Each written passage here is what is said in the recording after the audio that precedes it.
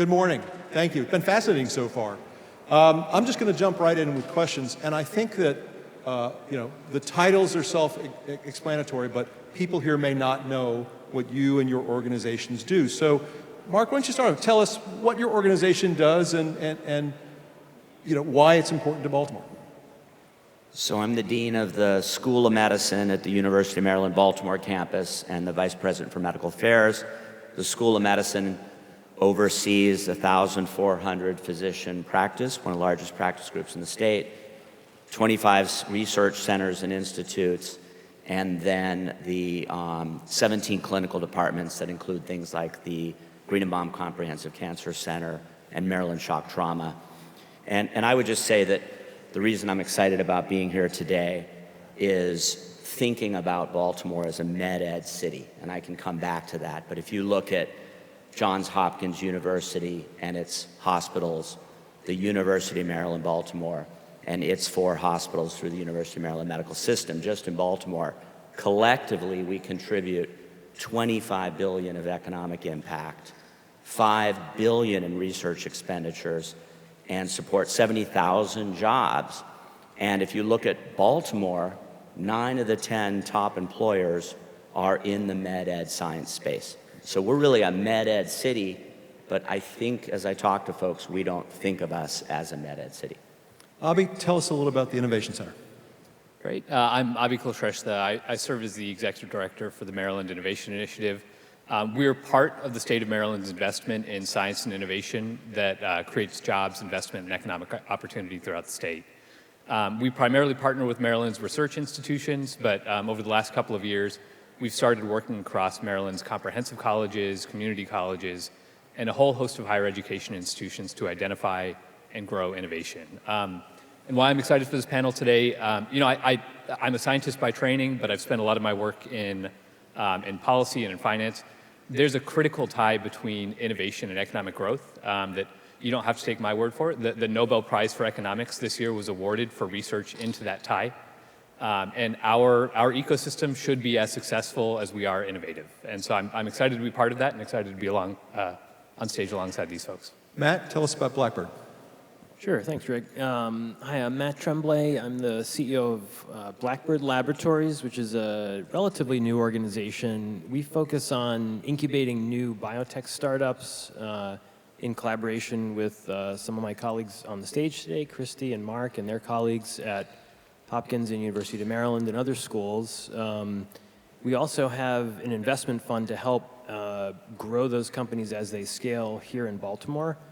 We're backed by the Bishotti family, owners of the Ravens, in a really pretty bold initiative to support economic development here in the greater Baltimore region. In the last 2.5 years, we've deployed and committed about $60 million to new biotech companies, both on the nonprofit side and the investment side. What I'm excited about on this panel today is just, I think as an emerging ecosystem, at least with respect to the life sciences, I think it requires just continual dialogue around what's working, what's not working, and how can we partner together. And a lot of that is happening amongst the organizations represented on the stage, but also you folks here at the event today. Christy? Sure, thanks. I'm honored to be here, a 26-year resident of Baltimore, and I spend my professional life and my free time doing everything I can to contribute to the Baltimore Renaissance that the governor talked about this morning. Specifically, I run a group called Johns Hopkins Technology Ventures, and our team wakes up every day for 2 reasons. One, to create products, companies, and jobs out of the research, the incredible research at Johns Hopkins, and the second is to build the Baltimore ecosystem. So tell me a project you're excited about that's coming out of Johns Hopkins. Yeah, there are so many. We are pouring resources into our AI initiative, and I think when you look at the combination of AI plus medicine, the combination of AI plus anything, I think it is going to change our lives. The places where we're particularly strong is in cancer diagnostics. We've had several companies. Of our 130 active companies and the 45 exits that we've had, many of those have strength in the diaspora of the Burt Vogelstein lab and others working so hard to better understand, diagnose, and treat cancer. And so I would say just working with my colleagues to really further that cluster. Matt, are you excited about AI too? Is there another project that you think is interesting right now? Yeah, I mean, I think we're incredibly impressed and looking for ways to complement what's happening at both Johns Hopkins and University of Maryland in terms of the AI and health computing sector. I mean, I think that's, the wave is upon us. I mean, everyone's using AI in their daily lives, and I think it's kind of incumbent upon us to figure out how to use that in our respective business endeavors. Area that I'm most excited about, not to get too deep into the subject matter, but I would say neuroscience and neuropsychiatry is an area that is experiencing kind of a revival right now in terms of investment interest. And I'll just tie back to one of our principal motivations at Blackbird is to attract outside capital to Baltimore. So we kind of view the scale of the commitment that the Bisciotti family has made is on the order of $600 million of investments in philanthropy in biotech. But that's not enough to single-handedly prop up an entire ecosystem, but we think it is enough to act as sort of a center of gravity for bringing a lot of venture capital and private equity investment here. So we tend to gravitate toward areas of investment that we know other institutional capital around the country and around the world is interested in investing in, creating those high-value opportunities here and having them bring their dollars here. And that's principally what we're focused on in sort of a 3 to 10x type of ratio.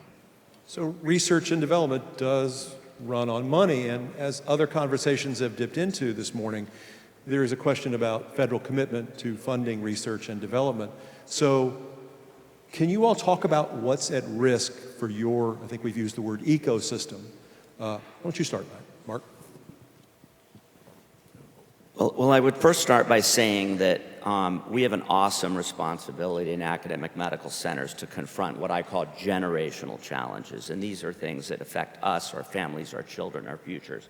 And those generational challenges in my era was the HIV pandemic and the impact that it had on the world. And I think now we face things like the awesome opportunity of big data and AI. We face an addiction epidemic. We face metabolic syndrome and non-communicable disease driven by obesity. We face addiction and gun violence, mental health, enormous challenges. And I think as we look at this constriction around federal funding, we have to pivot and innovate.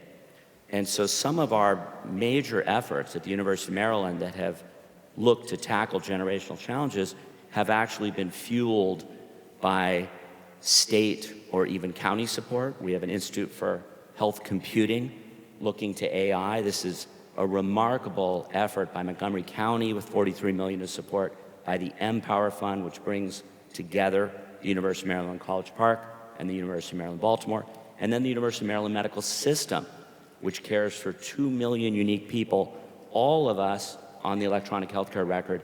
And how can we drive healthcare innovation and care models using advanced computing and the electronic healthcare record?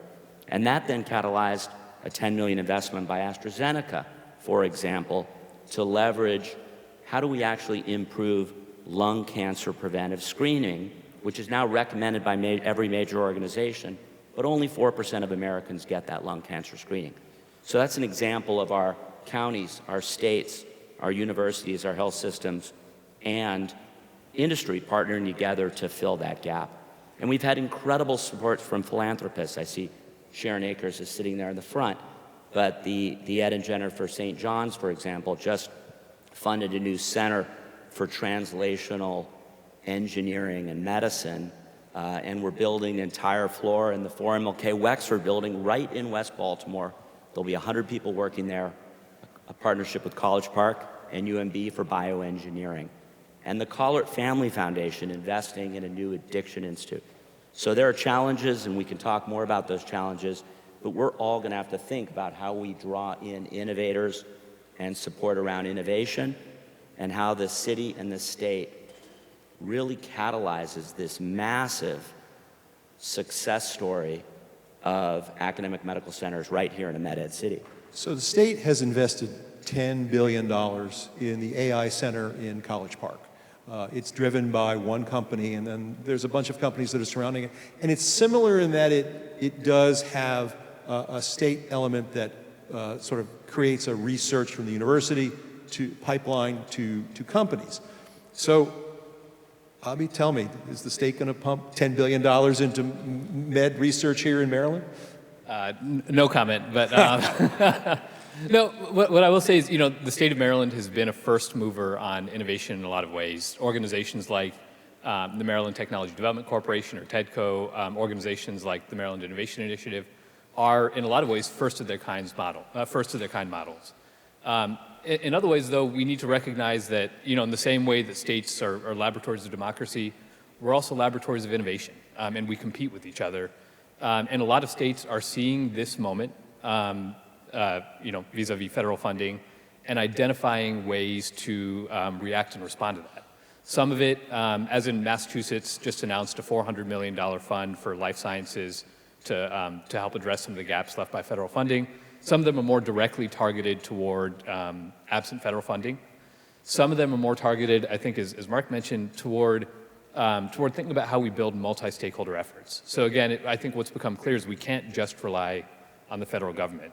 We have to think about the nexus between federal, state, philanthropic, industry-funded efforts that help to achieve multiple ends. And that makes it a lot more complicated, but in my mind, it also makes it a lot more durable. What this moment shows is that in some ways, we built a lot of our current infrastructure off of something that wasn't durable. It felt durable, but it wasn't. And so I think we have an opportunity now to pivot and really think about how to build multilateral efforts that drive everybody forward. So the advantage of having incubators that take research and turn it into companies, private companies that hire people, is that they hire people, that it's jobs, and those jobs invest through their salaries and spending in the communities. So could you all talk about, from your two incubator programs, what percentage of your companies have stayed here in Maryland, and what can we do to get more of them to stay here? Matt, why don't you start? Yeah, and also I'm going to tie in one thing on Abhi's point too, but we're 2 years into our experiment, so I don't have robust statistics on that yet. I can say that we've 4 of our grant-funded programs have led to new company formation events pretty much all in the last year. All of those companies are in Maryland. 3 of them are in Baltimore. And so we're very excited about the potential, but we're at the base of the curve and I'll let Christy comment. But let me just say one thing about the connection between the federal funding, instability and talent in the region. One thing that I think we're interesting beneficiaries of, and this is happening literally, just got a really interesting email this morning. Some of the very talented people who work in the federal research funding enterprise are, no surprise, very destabilized by the uncertainties going on right now. And a lot of those people are looking for jobs in the private sector. And I think we're in a position, and specifically, we were just contacted by a really talented person. And I think that I sort of view it, one, as a benefit to our ecosystem to be able to keep and retain that talent. It's also sort of a service in a way, because presumably things stabilize again and we keep all that talent in the region, and we're all hoping that the federal funding situation will get stabilized again. So I would just say, beyond the obvious benefit of being close to folks that are at NIH and other federal agencies, DARPA, et cetera, in terms of getting the funding, we're part of that community of talented people and many of them work there.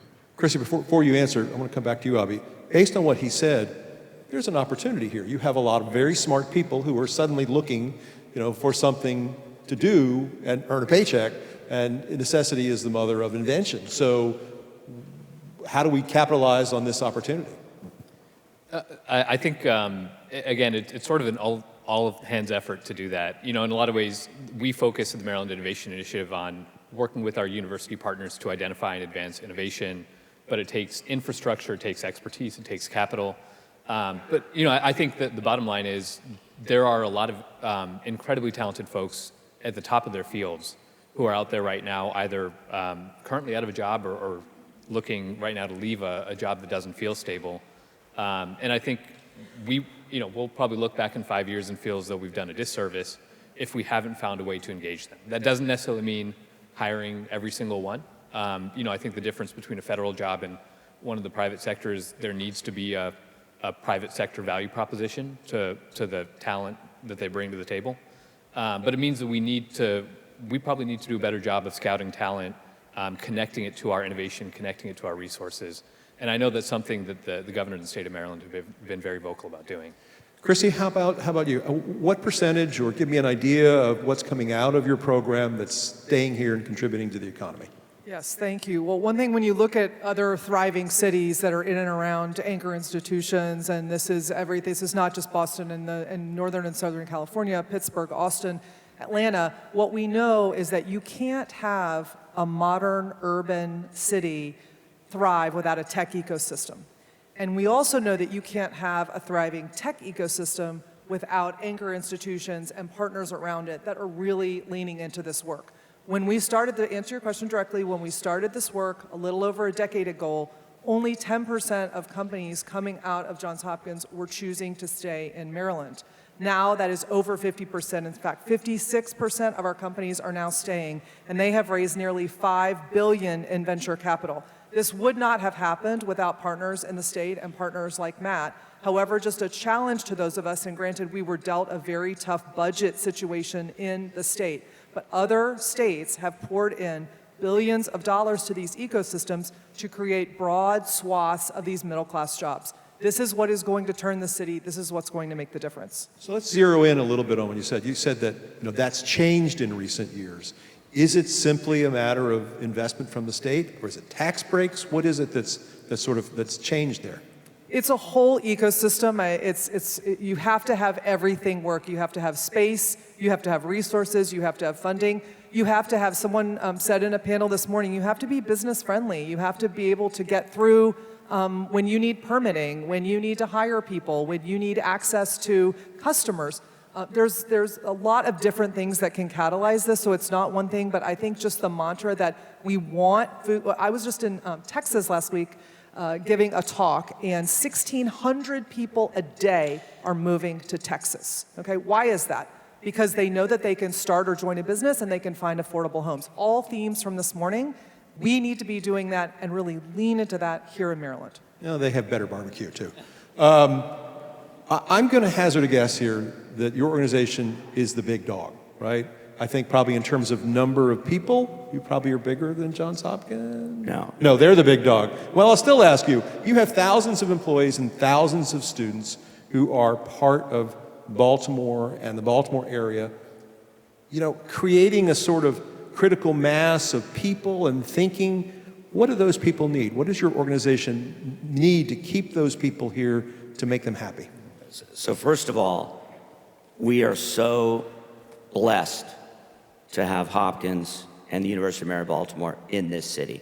We are one of the most, there are very few cities that have that power of that science and medicine economy. We employ, between our 4 hospitals in the city and the university, 26,000 individuals in Baltimore, and with Hopkins, 70,000. So they do hire more than us. And Hopkins is top in the world in research, but together, again, we contribute $25 billion to the economy and $5 billion to research expenditures. I think that, first of all, we need to begin to think that we are a med ed city. And how do we leverage, catalyze, define that, and grow that? I spent 13 years at the NIH and 13 years at Pittsburgh. Pittsburgh's famous for having transitioned from manufacturing and steel to science and medicine through Carnegie Mellon Pitt University of Pittsburgh Medical Center. Yet we outperform them in hiring and in science and in this economic impact. So we need to be thinking about how do we catalyze, support, and nurture that. And I think if we could simply keep our employees buying homes in Baltimore, and there are challenges for homeowners in Baltimore. I brought with me an entire team. 2 of them bought houses in Baltimore. It's been a struggle for them to get approvals for building. There's been a number of struggles that they've had, and I think we need to think each of those individuals is precious. How do we make it easy for them to buy and build their homes in Baltimore? How do we focus on the livability of the city for employees from Hopkins and UMB? And we're part of that as well. So my boss, President Gerald, who was in the prior panel, the UMB police force creates a zone, and he extends that zone to the Hippodrome, to the Lexington Market. We extend, I saw Jim Hughes in the back, all the way into West Baltimore, where we have our economic development zone. The Wexford building's gone up, the Proton Center. So I think there's this opportunity to these safe spaces and expand these spaces around Hopkins and UMB that we need to, again, focus on how do we support, nurture, and grow those enterprises. I think we have time for a quick back and forth here before we go to questions, and that is, you're sitting here, you're sitting there. It's kind of the same geographically. Johns Hopkins is way over there, Maryland is way over here. Does that hurt the collaboration? Does that hurt the sort of effort to create a citywide effort on this? I don't think so. I speak to my colleagues. We have joint events all the time, lots of cross-collaboration scientifically, so I don't think so. I do think, though, that not having a distinct innovation center like Cambridge and Boston is not necessarily the best way to go, but we make the best of it. Have we left time for questions? We do, yes. How's it going, everyone? I'm back for some audience questions.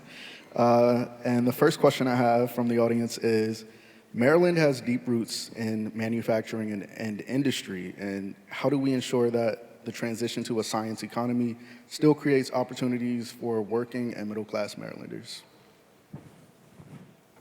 Who would like to take it? I'll throw it to the crowd. I'll just throw out one thing and let them comment. Again, we hire 70,000 people. The next companies, for example, Under Armour, just under 2,000 employees, Domino's, just under 2,000 employees. Again, we hire the range of workers across healthcare, science, education, administration. These are vast domains of great jobs. And so it's, I think this med ed science economy is the new manufacturing American cities. I'll just leave you with one thing. If you look at academic medical centers in the US, like Hopkins in Maryland, we're 5% of all hospitals, that's it. We train 70% of all healthcare workers. We take care of 30% of all Medicare admissions and Medicaid admissions. We're 70% of NIH-funded research, which has been responsible for 99% of FDA-approved drugs in the last 25 years. And we're 4% of all jobs in America and 4% of the GDP. So most American cities, red, blue, have become med ed cities. Matt, why don't you take a shot, Matt? Yeah, I mean, we're very focused on the very early stage innovation part of the sort of technology cycle. I think that our longer term vision is that as those technologies scale and they need to be manufactured, that we can create compelling business models to do that manufacturing here. I think I just want to be transparent, that's a multifaceted effort, and that brings in sort of the international conversation around, particularly in the life sciences. And so I think this is just to amplify what Christy was saying. I think this is a really kind of a call to arms for the state government and stakeholders in the audience that there's a lot of different efforts that need to be booted up to remain competitive on the manufacturing side. I think time for one more? One more question, yes.